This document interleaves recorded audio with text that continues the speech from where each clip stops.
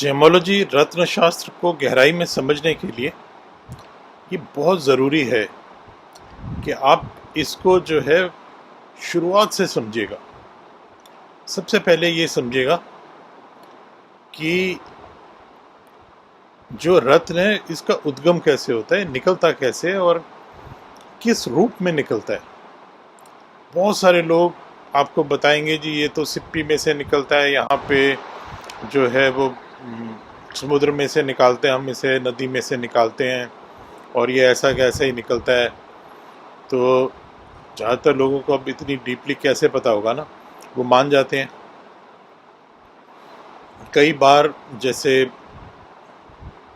मुझे लोगों ने बताया कि वो हरिद्वार गए या बनारस गए और वहाँ पे उनको किसी ने समझाया कि समुद्र मंथन के समय जो रत्न थे वो तो यहीं पे निकले थे और हम इसको नदी में से निकालते हैं, पवित्र होते हैं, वो हम आपको देते हैं, ऐसा है वैसा है। या कई बार समुद्र तट की वीडियोस भी आती हैं, लोग बताते भी हैं कि गोताखोर होता है, वो जाता है अंदर, सिप्पी निकाल लाता है, उस सिप्पी को खोलता है तो उसमें तरह तरह के रत्न निकल आते हैं। ऐसा नहीं होता। जो आपको रत्न मिलेगा इनिशियली बहुत रफ फॉर्म में होता है। ज़्यादातर एक साधारण व्यक्ति उसको अगर देख भी लेगा कहीं पड़ा हुआ तो उसे उठाएगा नहीं। ये देखिए, जैसे ये एक मूनस्टोन की रफ है। ये मतलब ये ज़मीन में से मूनस्टोन किस रूप में निकलता है वो चीज़ है ये। मतलब इसके आसपास देखो सब पत्थर है, ये भी काला पत्थर इसमें लगा हुआ है, इसके बीच में ये सारे मूनस्टोन्स हैं। तो ये मूनस्टोन जो है जब ज़मीन में से निकलेगा, ये पहाड़ों की तली पे इधर उधर ज़मीन में से खदानों में से निकलता है ये, तो उसका स्वरूप ऐसा होता है। ये रोज़ क्वार्ट्ज का रफ पीस है, ये इस तरह से निकलेगा चट्टान में से। पत्थर है, अगर कहीं पड़ा हुआ मिलेगा तो यकीन मानिए आप लोग इसे उठा के घर नहीं लाएंगे। पर इसके ऊपर उसके बाद बहुत सारी मेहनत होती है। जो एक क्विंटल माल है, मतलब 100 किलो जो रफ होती है, उसमें से कुछ किलो, मान लीजिए इस तरह के रूप में हमने कुछ क्विंटल जो है वो रफ निकाली, तो जब हम इस तरह के पीसेस उसमें से निकालेंगे तो जो काम के पीस निकलेंगे सिर्फ कुछ किलो निकलेंगे। और उनको भी जब हम तराश लेंगे और इस पोजीशन में लाएंगे कि वो रिंग में लग सकें, पेंडेंट में लग सकें, किसी ज्वेलरी में लग सकें, तो वो उसका भी जो है वो 10वां हिस्सा होगा। किसी किसी केस में दूसरा या 5वां हिस्सा भी हो सकता है। मतलब अगर आपने 1 किलो रफ जो है तराशी है तो उसमें से 5% जो है वो इस काम की चीज़ निकलेगी, जो कि आप ज्वेलरी में या एस्ट्रोलॉजी में कहीं पे यूज़ कर सकें। उसके ऊपर फिर से जो है कटिंग पॉलिशिंग होगी। ये देखिए, जैसे जस्ट सैंपल के रूप में ये जो है ये रूबी की रफ है, तो ये कट पिट चुकी है, बहुत मेहनत इस पे हो चुकी है, लेकिन अभी भी ये कंकड़ के रूप में ही दिख रही है आपको। इसमें कुछ आपको ऐसा नहीं दिख रहा कि आप इसको ज्वेलरी में यूज़ कर पाएंगे या कुछ भी कर पाएंगे। इसको अभी तराशा जाएगा, अभी तो बहुत इस पे मेहनत होगी, बहुत वेट लॉस होगा। क्योंकि जब इसे तराशा जाता है तो एक सान होती है, एक इस तरह की प्लेट होती है जिसके ऊपर डायमंड पाउडर लगा हुआ होता है। उसके ऊपर इसको घिस घिस के इसको जो है शेप दी जाती है। जैसे लेट्स से पहले इसको इस तरह की शेप दी जाएगी, इसको काट के इसकी ये शेप बनाई जाएगी। लेकिन ये शेप तो और इस रूप में तो आप कभी भी जो रत्न है उसको खरीदेंगे नहीं ना। ये तो बहुत रफ फॉर्म में है, बिल्कुल कच्चा दिख रहा है ये तो। इसको जो है फिर आगे तराशा जाएगा, फिर आगे तराशते तराशते तराशते ये जो है कहीं ना कहीं इस रूप में आ जाएगा। ये जब इस पे पॉलिश होके ये चमक इसमें सब चीज़ आएगी, तब जाके कहीं आप इसको देखना पसंद करेंगे। एक रॉ जेमस्टोन से एक तराशा हुआ रत्न बन गया। इस पूरे प्रोसेस में बहुत सारी फिजिकल लेबर होती है, तो लेबर कंपोनेंट बहुत ज़्यादा होता है। और लेबर कंपोनेंट से भी ज़्यादा जो इम्पोर्टेंट है वो ये होता है कि इसको घिस घिस के जब हम बनाते हैं तो इसका वेट लॉस बहुत ज़्यादा हो जाता है। मतलब समझिए 1 क्विंटल जो आपने रफ उठाई, उसको जब आपने तराश के निकाला तो हो सकता है मुश्किल से 50 ग्राम जो है वो रफ इस काम की है कि वो किसी ज्वेलरी में या एस्ट्रोलॉजी में यूज़ होगी।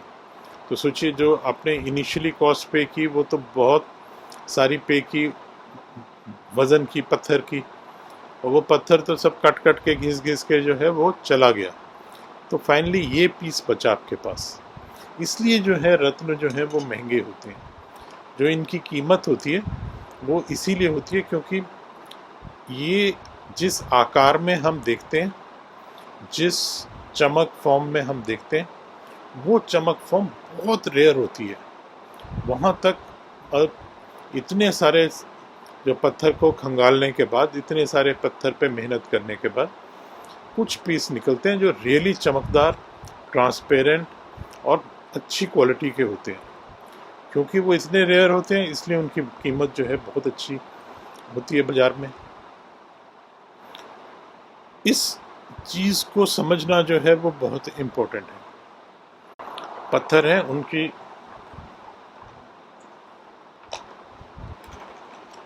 रफ्स मैं आपको दिखाऊंगा। जैसे ये जो है ये नेचुरल क्वार्ट्ज है, जिसको हम सफटिक भी बोलते हैं।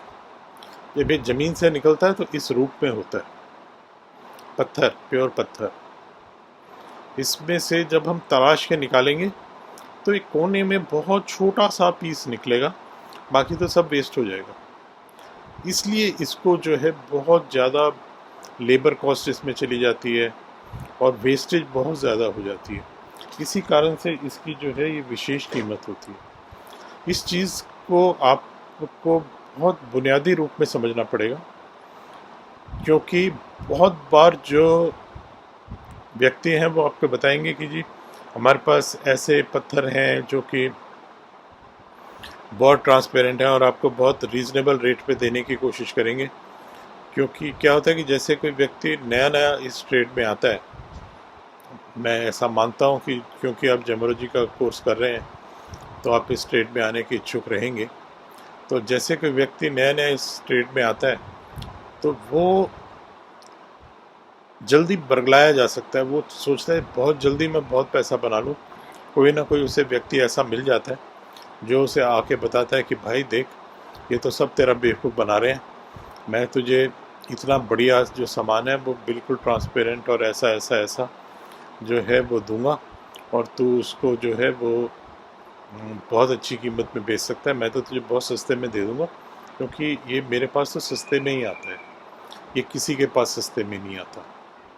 जो कहता है मेरे पास सस्ते में आता है वो या तो मूर्ख है या आपको मूर्ख बनाने का प्रयास कर रहा है वो। क्योंकि जो भी अच्छा रत्न है वो एक rarest of the rare phenomena है नेचर का, और जब वो तराशा हुआ अच्छी फॉर्म में आपको मिलेगा तो उसके ऊपर बहुत ज़्यादा मेहनत जो है, लेबर कॉस्ट उस पर लग चुकी है।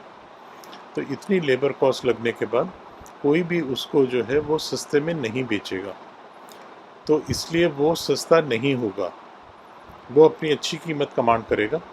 इसलिए किसी के भी जो है वो कहने में ऐसा बिल्कुल मत आए कि भाई मैं तुझे जो है ये चीज़ सस्ते में दे दूँगा और ऐसे दे दूँगा, बहुत चमकदार होगी, ऐसा नहीं होता।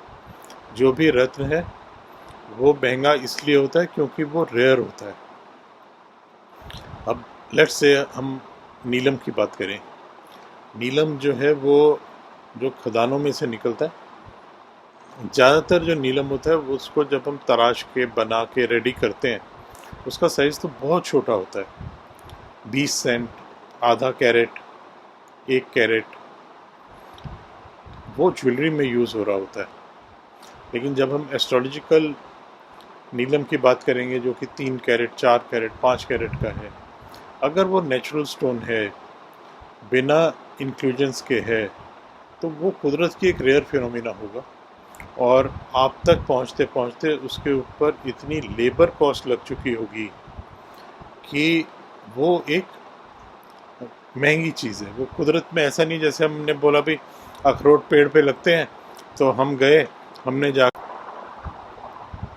ऐसा नहीं है कि जैसे अखरोट पेड़ पे लगते हैं, हम गए, हमने जाके जो है वो अखरोट पेड़ से तोड़ा और वो उसी फॉर्म में था, हमने खा लिया। ऐसा नहीं होगा।